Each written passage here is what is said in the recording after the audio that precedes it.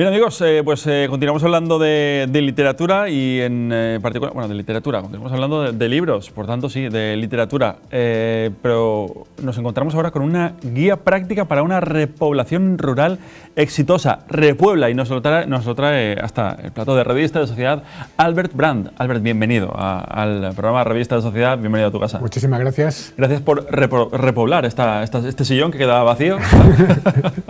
Que es igual de necesario que repoblar todas las zonas rurales que las tienen abandonadas. Exactamente. Nos encontramos con un problema, un problema social o un problema rural, bueno, llámalo como quieras, pero al final es un problema, ¿no? Dejar los pueblos abandonados cuando las ciudades están cada vez más y más condensadas, ¿no? Sí, la ciudad realmente necesita mantener a muchísimas personas, y para mantener esas personas necesitan una serie de infraestructuras que cada día se hacen más grandes, cada día las carreteras tienen que ser más anchas, cada día los canales de canalizaciones de agua tienen que ser más grandes, entonces al final llega a ser un problema para la propia ciudad.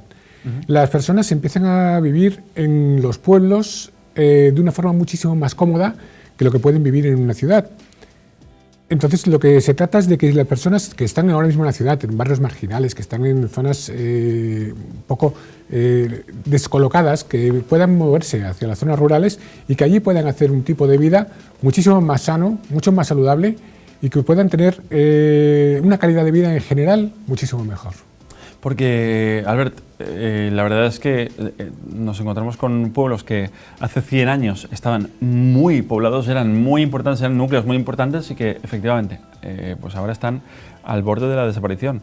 Porque bueno, las generaciones posteriores se han ido a la ciudad a estudiar, a trabajar incluso, y poco a poco nos encontramos con pueblos fantasmas. Es una pena. Sí, exactamente, porque bueno, ha sido una campaña que se hizo en su momento, tanto en la época de la Revolución Industrial como sobre todo en la época del desarrollismo, que se creaba una imagen de las personas que vivían en los pueblos como una imagen de las películas típicas que hemos visto en la televisión, en blanco y negro. Sí.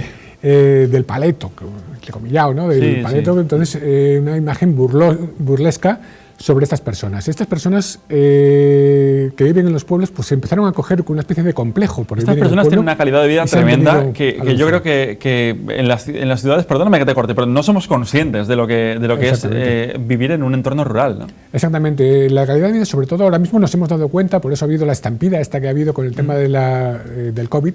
Precisamente. Sí, toda la gente se ha marchado porque se han dado cuenta que viviendo en el pueblo se vive muchísimo mejor, se respira muchísimo mejor. Y sobre todo, si tú te pones a mirar la calidad de vida de las personas, se puede notar por la longevidad.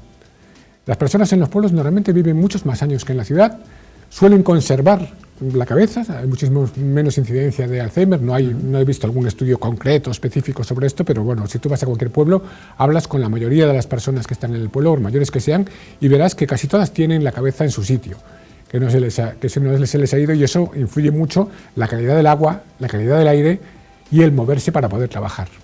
Madre mía, esto es una cosa que la verdad es que es un dato que está ahí, ¿no? Y que es fácilmente comprobable, pero oye, pues como que seguimos viviendo en la ciudad.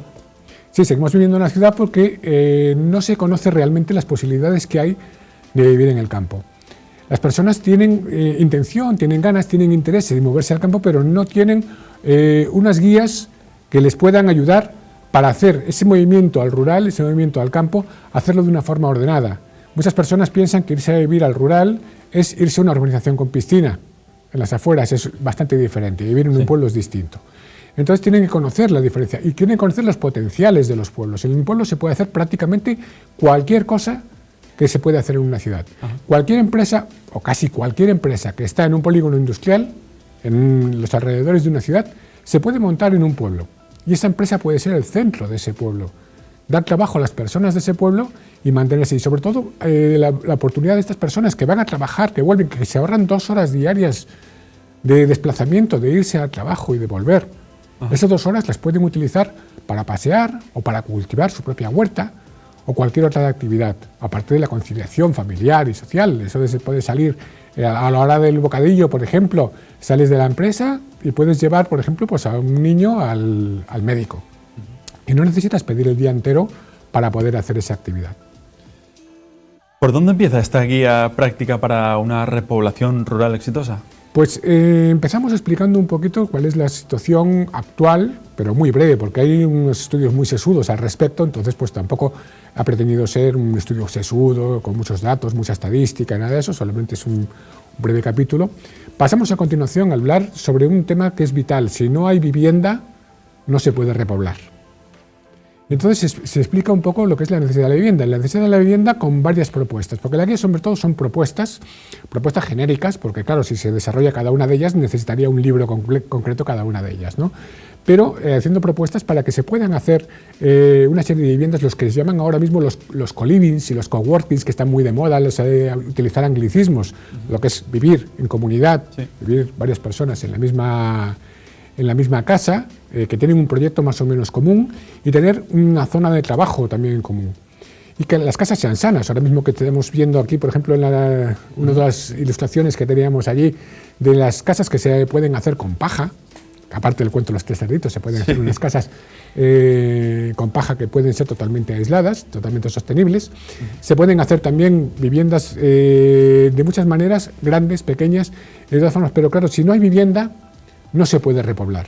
Entonces pasamos a la vivienda y luego ya a continuación se empiezan a hacer ya propuestas con ideas de negocio, ideas que se pueden desarrollar en un pueblo, pequeñas cosillas, tampoco se trata de hacer macroproyectos, sino pequeñas cosas que se pueden desarrollar en cada uno de los pueblos que tenemos en nuestra Comunidad Valenciana y que están muchos de ellos abandonados, especialmente en la zona de Castellón, en las serranías celtibérica.